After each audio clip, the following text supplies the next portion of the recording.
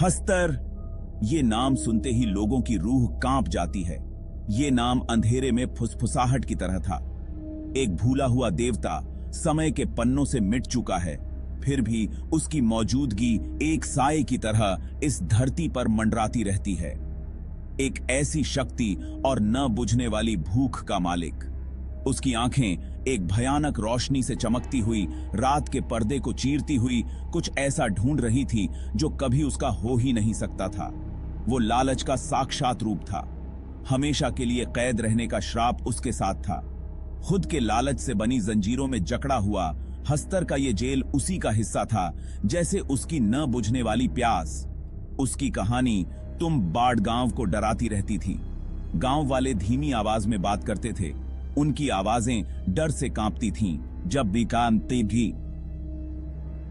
वो बम हस्तर के कहर और उसके खजाने को पाने वालों पर हुए श्राप की कहानियां सुनाते थे। ये एक ऐसे खजाने की बात करता था जो अथाह था, जिसकी रक्षा एक क्रोधित देवता करता था। एक ऐसा खजाना जो इतना आकर्षक था कि लालची और हताश लोगों को अपनी आगोश में खींच लेता था। एक भयानक कीमत पर अपार धन का वादा करता था। हस्तर का श्राप सरल था लेकिन अटल भी। जो कोई भी उसके खजाने को ढूंढने की कोशिश करता, वो खुद को मौत से भी बदतर हालत में पाता। उनकी आत्माएं उसी लालच से बंध जाती जो उन्हें यहां तक लेकर आई थीं। वो इंसानी मांस के लिए तरसता था, अपनी ही संतानों के स्वाद के लिए। उसकी भूख एक पीड़ा थी, एक अंतहीन लालसा जो उसके अंदर ही अंदर उसे खाए जा रही थी। फिर भी उसे उन्हें सीधे छूने की मनाही थी। उसके हाथ जो कभी दुनिया को थाम सकते थे, अब भूत की तरह उसमें से गुजरते थे, हमेशा के लिए उसकी भूख की तसल्ली से वंचित थे। वो बस देख सकता था कि कैसे उसका खजाना उन्हें मौत के मुंह में धकेल रहा था। सोने की चमक और ताकत का वादा उन्हें अपनी ओर खींच रहा था, जैसे पतंगे जलती हुई लौ की तरफ खींचे चले जाते हैं, इस बात से अनजान कि अंधेरे में उनका क्या इंतजार है। एक देवता के लिए कितना क्रूर और विडंबना भरा था ये। हस्तर, जो कभी शक्तिशाली देवता था, अब अपनी ही पीड़ा का सिर्फ एक दर्शक बनकर रह गया था। हमेशा के लिए देखता हुआ, हमेशा के लिए तरसता हुआ, हमेशा के लिए श्रापित। तुंबबाड़, सह्याद्री पहाड़ों में बसा हुआ तुंबबाड़ एक ऐसी जगह थी जिसके बारे में कम ही लोग बात करते थे। वहां जाने की तो बात ही दूर थी।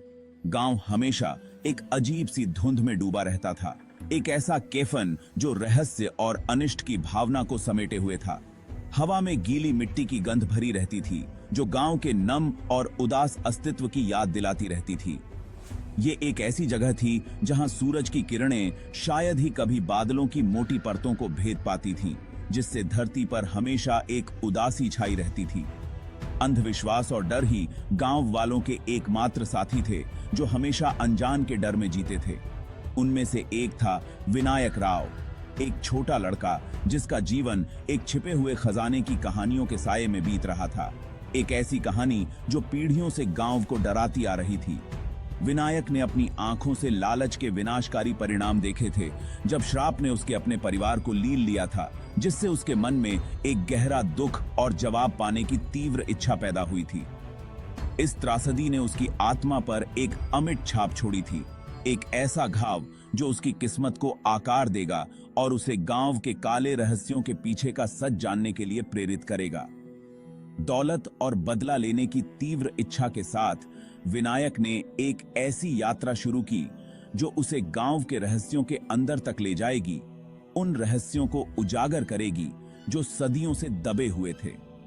उसकी तलाश उसे प्राचीन मंदिर के खंडहरों तक ले गई जो वनस्पतियों से ढके हुए थे और एक भयानक आभा में डूबे हुए थे। वहां उसे पुरानी पांडुलिपियां और स्क्रॉल मिले जिनमें एक देवता हस्तर के बारे में बताया गया था, जिसके लालच ने गांव को श्रापित कर दिया था। कहानी में एक अंधेरी गुफा का जिक्र था जहां हस्तर का खजाना छिपा हुआ था, जिसकी रक्षा अकथनीय भयावहताएं करती थीं। खतरों से बेपरवाह विनायक गुफा में घुस गया। हाथ में मशाल लिए उस खजाने को पाने और उस श्राप को तोड़ने के लिए दृढ़ था जिसने उसके गांव को इतने लंबे समय से परेशान किया हुआ था। जैसे जैसे वो अंधेरे में आगे बढ़ता गया, साए जीवंत होते गए, रहस्य और चेतावनियां फुसफुसाते हुए। आखिरकार उसे खजाना मिल ही गया। एक ऐसा नजारा जो विस्मयकारी और भयानक दोनों था, क्योंकि उसकी रक्षा खुद हस्तर की आत्मा कर रही थी। एक निर्णायक मुकाबले में विनायक का सामना हस्तर से हुआ। उसका साहस और दृढ़ संकल्प देवता के अतृप्त लालच के खिलाफ खड़ा था। गुफा से बाहर निकलते हुए विनायक विजयी था, लेकिन हमेशा के लिए बदल गया था। उसने सच्चाई का पता लगा लिया था और श्राप को तोड़ दिया था, लेकिन एक बड़ी व्यक्तिगत कीमत पर। गांव जो कभी अंधेरे में डूबा हुआ था, अब धूप में नहा रहा था। उसके लोग एक उज्जवल भविष्य की उम्मीद कर रहे थे। विनायक की बहादुरी के लिए धन्यवाद। जैसे ही विनायक ने अपने गांव की ओर देखा, उसके ऊपर एक शांति छा गई, ये जानकर कि उसने आखिरकार उस अंधेरे का अंत कर दिया है जिसने तुम्बबाड़ को इतने लंबे समय से परेशान किया हुआ था। सालों बाद विनायक, अब एक ऐसा आदमी जो जीवन की कठिनाइयों से सख्त हो गया था, तुम्बाड़ लौट आया। वो उस खजाने को पाना चाहता था जिसकी वजह से उसे इतना कुछ गंवाना पड़ा था।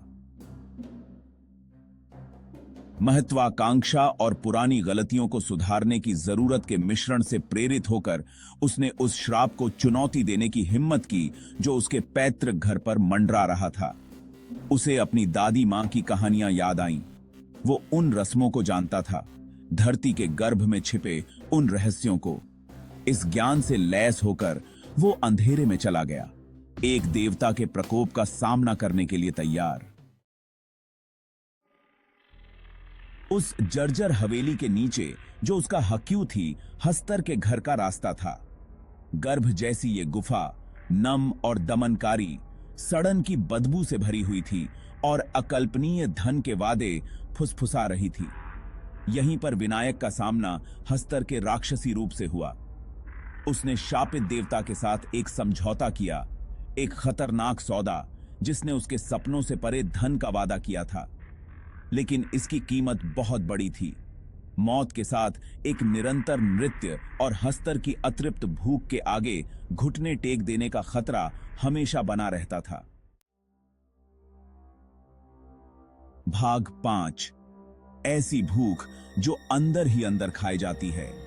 विनायक की शुरुआती जीत बहुत मदहोश करने वाली थी। उसने बहुत दौलत जमा कर ली, अपने अतीत की गरीबी को पीछे छोड़ दिया। फिर भी लालच के गर्भ में की गई हर कामयाब कोशिश उसकी इंसानियत को छीनती जा रही थी। उसके अंदर का अंधेरा बढ़ता गया, उस देवता की अतृप्त भूख को दर्शाता हुआ जिसके साथ उसने सौदा किया था। उसने अपने बेटे को भी इस खतरनाक काम में शामिल कर लिया। अपनी सफलता से अंधा हो चुका था वो। उसे यह दिखाई नहीं दे रहा था कि कैसे आसानी से मिलने वाले धन का लालच उसके बेटे की मासूमियत को खत्म कर रहा है। वो लालच के उस चक्र का गुलाम बन गया, अपने पूर्वजों की गलतियों को दोहरा रहा था। भाग 6, बाप के पाप।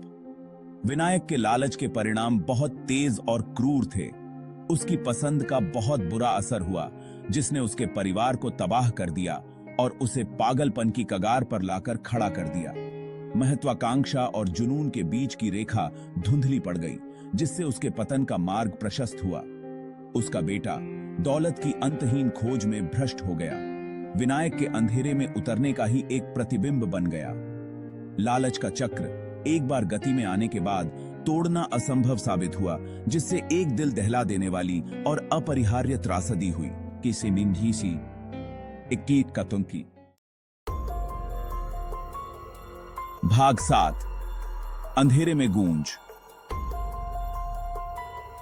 तुम्बाड़ सिर्फ एक डरावनी फिल्म नहीं है, ये मानव स्वभाव की गहराइयों में एक भयावह यात्रा है जो उन विषयों की पड़ताल करती है जो पर्दे से कहीं आगे तक गूंजते हैं। फिल्म की कहानी भारतीय लोक कथाओं के समृद्ध ताने बाने में रची बसी है, जो एक ऐसी कहानी बुनती है जो कालातीत और भयानक दोनों है। ये लालच के संक्षारक स्वभाव और लोक कथाओं की स्थायी शक्ति के बारे में एक भयावह दृष्टांत है। कहानी हस्तर की कथा के इर्द गिर्द घूमती है, एक पौराणिक प्राणी जो अपने अतृप्त लालच के लिए शापित है। यह श्राप फिल्म का केंद्रीय उद्देश्य बन जाता है, जो पात्रों को पागलपन की हद तक ले जाता है क्योंकि वे तुम्बाड़ के छिपे हुए खजाने को उजागर करना चाहते हैं। फिल्म शानदार दृश्यों को वायुमंडलीय ध्वनि डिजाइन के साथ उत्कृष्ट रूप से मिश्रित करती है, एक ऐसा इमर्सिव अनुभव तैयार करती है जो क्रेडिट रोल के लंबे समय बाद तक आपके साथ रहता है। सिनेमैटोग्राफी तुम्बाड़ परिदृश्य की भयानक सुंदरता को दर्शाती है, इसके धुंधले जंगलों और प्राचीन खंडहरों के साथ भय और आश्चर्य की भावना पैदा करती है। ध्वनि डिजाइन, इसकी भूतिया धुनों और परेशान करने वाले शोरों के साथ फिल्म के अलौकिक वातावरण को और बढ़ाता है। प्रकाश और छाया का उपयोग विशेष रूप से गर्भ गुफा के दृश्यों में उत्कृष्ट है। ये दृश्य पात्रों के आंतरिक संघर्षों का एक दृश्य प्रतिनिधित्व है, क्योंकि वे अपने भीतर और अपने आसपास के अंधेरे को नेविगेट करते हैं। टिमटिमाती हुई मशाल की रोशनी और गहरी परछाइयां क्लॉस्ट्रोफोबिया और आसन्न कयामत की भावना पैदा करती हैं, जो पात्रों के पागलपन में उतरने को दर्शाती हैं। यह पात्रों की आंतरिक उथल-पुथल को दर्शाता है, जबकि तेज स्कोर हमेशा मौजूद खतरे को रेखांकित करता है। जेस्पर किड द्वारा रचित संगीत फिल्म का एक महत्वपूर्ण तत्व है, जो तनाव को बढ़ाता है और बेचैनी की समग्र भावना को जोड़ता है। दर्शकों से एक आंत संबंधी प्रतिक्रिया प्राप्त करने के लिए प्रत्येक नोट और क्रेसेंडो को सावधानी पूर्वक तैयार किया गया है, जो उन्हें कहानी में गहराई से खींचता है।